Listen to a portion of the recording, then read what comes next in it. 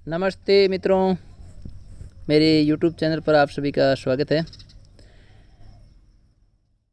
आज हम पढ़ेंगे विष्णु खरे जी के द्वारा लिखी गई कविता सत्य।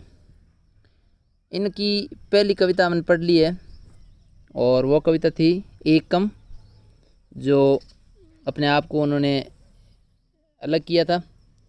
और आज जो सत्य कविता पढ़ेंगे उसमें बताया गया कि सत्य को किस तरीके से हम पकड़ सकते हैं, सत्य को धारण करने के लिए क्या करना पड़ता है, ये हम सब जानेंगे इस कविता में। कक्षा 12 और हिंदी साहित्य का अध्याय है ये, जिसमें 2 कविताएं दी गई है। तो हम अध्ययन करते हैं, शुरू करते हैं। बहुत अच्छी तरीके से सरल और सहज भाषा में ये कविता समझाई गई है। वीडियो पर देखने से पहले यदि आप चैनल पर नए हैं तो ज़रूर सब्सक्राइब करें, अपने मित्रों और दोस्तों तक शेयर भी करें, कमेंट करके, लाइक करके अपना सपोर्ट ज़रूर दें। तो सत्य कविता जो है, इसका प्रसंग से प्रसंग व्याख्या हम करते हैं। पाठ्य पुस्तक के प्रश्न भी दिए हुए हैं, उनको भी हल करेंगे मित्रों।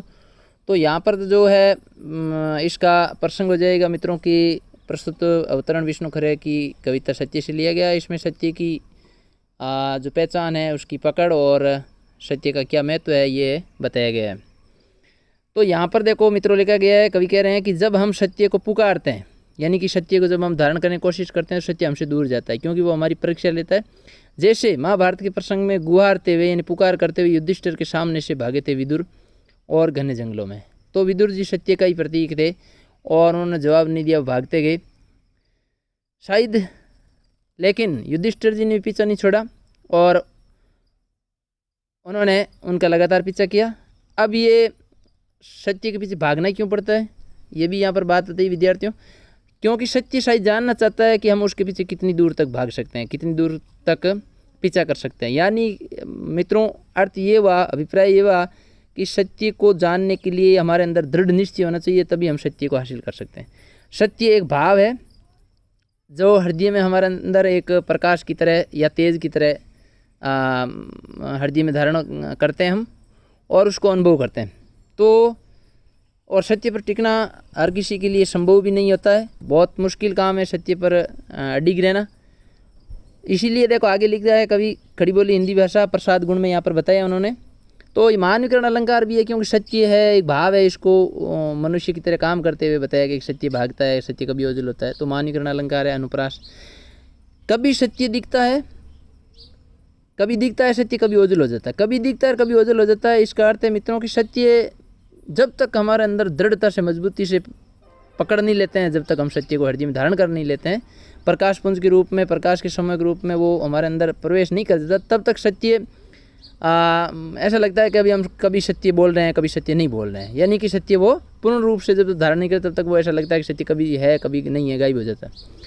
यानी उसको पकड़ने के लिए, सत्य को धारण करने के लिए दृढ़ता होनी जरूरी है, दृढ़ पक्का निश्चय होना जरूरी है, तभी हम सत्य को पकड़ सकते हैं और सत्य को धारण कर सकते हैं। हम कहते हैं, रह जाते हैं कि रुको, हम हैं, ये हम हैं, तो हम दुहाई भी देते हैं। जैसे धर्मराज के बार बार दुहाई देने पर भी, यानी कि दीनतापूर्वक उनके विनती करने पर भी कि ठहरिए स्वामी विदुर, ये मैं हूँ आपका सेवक कुंती पुत्र युधिष्ठिर, वह नहीं रुकते, ठिठकते यानी रुकते, फिर भी वो नहीं रुकते, क्योंकि वो परीक्षा ले रहे थे कि भी कितना दृढ़ संकल्प मजबूत है युधिष्ठिर धर्मराज जी का कि वो सत्य को धारण कर सके।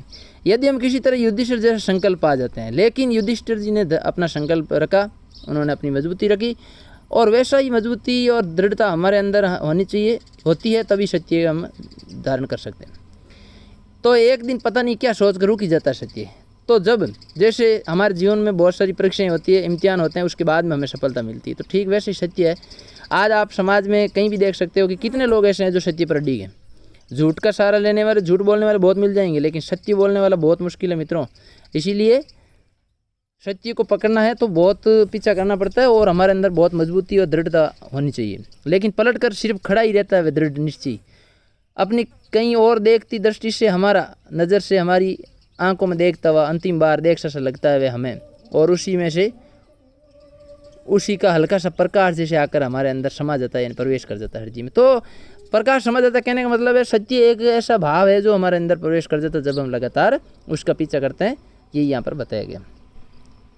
जैसे खेजड़ी के वृक्ष के तने से टिक कर न पहचानने पहचानते हुए विदुर ने धर्मराज को निर्निमेष देखा। तो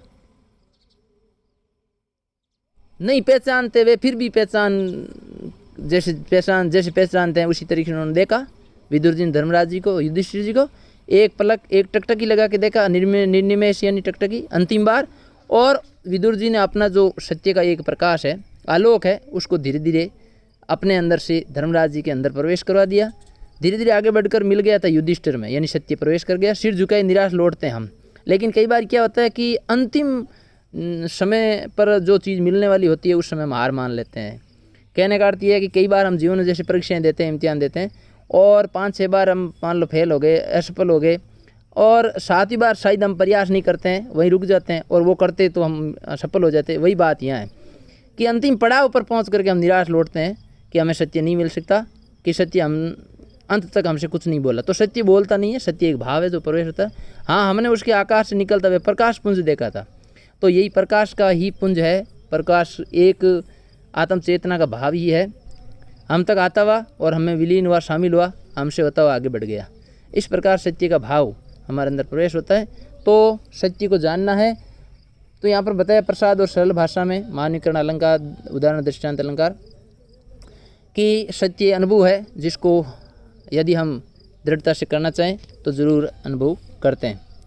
हम कह नहीं सकते न तो उसमें स्फुरण हुआ यानी कोई कंपन हुआ, नहीं कोई बुकार और जौर हुआ, किंतु शेष सारे जीवन में हम सोचते रह जाते हैं कैसे जाने कि सत्य का वह प्रतिबिंब हमें समाया या नहीं। तो इसकी जानने के लिए आत्मा अपने आप हमारी एक अनुभव करवाती है। आत्मा में एक प्रकाश का पुंज, एक चमक जरूर नजर आती है, और वही सत्य का रूप होता है, जिसे हम समझ सकते हैं कि हमारे अंदर सत्य की भावना है या सत्य के भाव प्रवेश कर गया।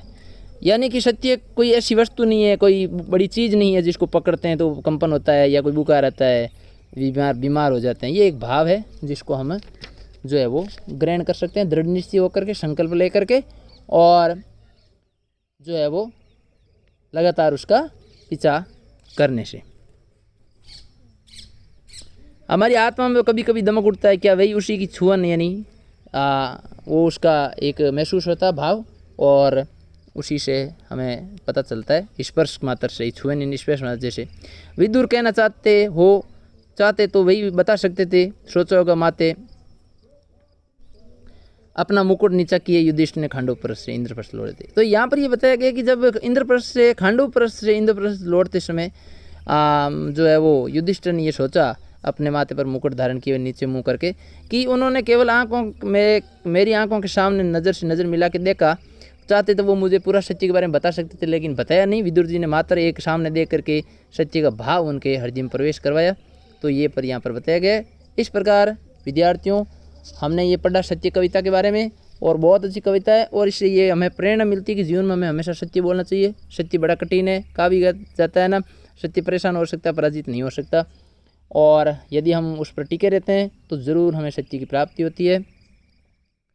तो इस वीडियो में हमने ये कविता समझी। आगे आप प्रश्न अभ्यास कर लेते हैं। कवि ने लोगों के आत्मनिर्भर, मालामाल, गतिशील होने किन तरीकों की ओर संकेत किया है? तो उन्होंने जो है धोखाधड़ी है, लूटपाट है, बेईमानी है, छल कपट है, विश्वासघात है, गलत तरीके से कार्य है, उनके माध्यम से। हाथ फैलाने व्यक्ति को ईमानदारी क्यों कहा विद्यार्थियों? क्योंकि वो व्यक्ति बेईमानी के सहारे हाथ नहीं फैला रहा था, ईमानदारी से गरीब में भीख मांग रहा था। क्योंकि शायद वो बेईमान होता तो हाथ नहीं फैलाता, इसीलिए उसको ईमानदार का। बेईमान होता तो वो भी उन लोगों की तरह मालामाल, धनवान, आत्मनिर्भर होता।